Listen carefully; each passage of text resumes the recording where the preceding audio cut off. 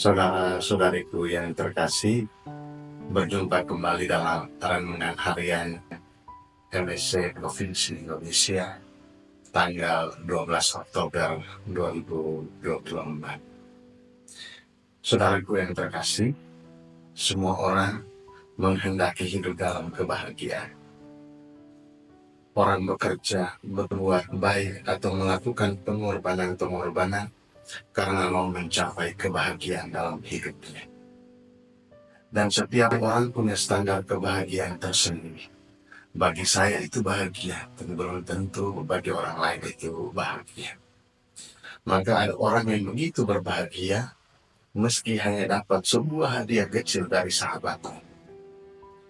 Ada juga begitu berbahagia ketika ada temannya berhasil menjadi juara.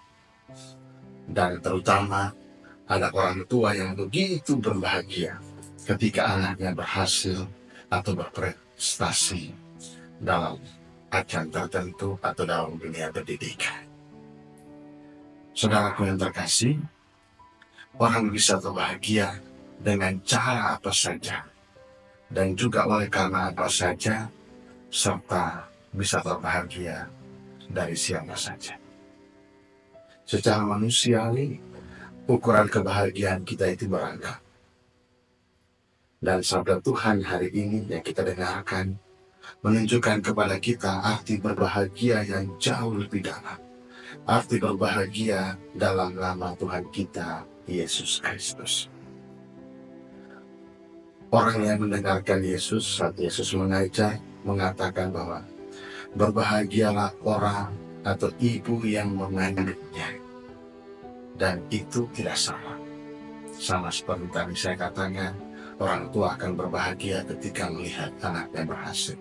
Dan orang lain melihat itu, keberhasilan anaknya, maka orang mengatakan, sungguh luar biasa atau sungguh berbahagia ibu yang mengandung atau orang tua yang melahirkan anak ini. Dan itu pernyataan manusiawi. Dan sebagaimana kita dengarkan dalam Injil, orang juga mengatakan hal yang sama.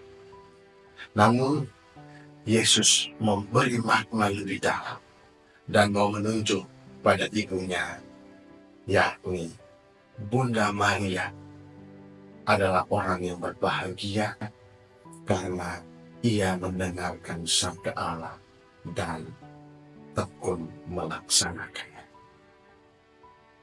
Maka ketika Yesus mengatakan bahwa orang yang berbahagia adalah orang yang mendengarkan sabda Allah dan melakukannya, dan itulah Bunda Maria. Maka pernyataan ini bukan bertentangan atau bertolak belakang, tetapi menegaskan jauh lebih dalam bahwa yang berbahagia itu jelas tampak dalam Bunda Maria, yakni yang mendengarkan dan melakukannya dalam hidup. Saudaraku yang terkasih,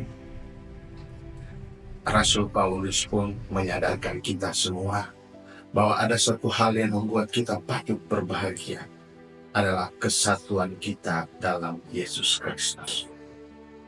Baptisan telah menyatukan kita sebagai anak-anak Allah, sehingga hidup dalam Kristus menghantar kita untuk mendengarkan dan mengamalkan sabda Allah dalam hidup.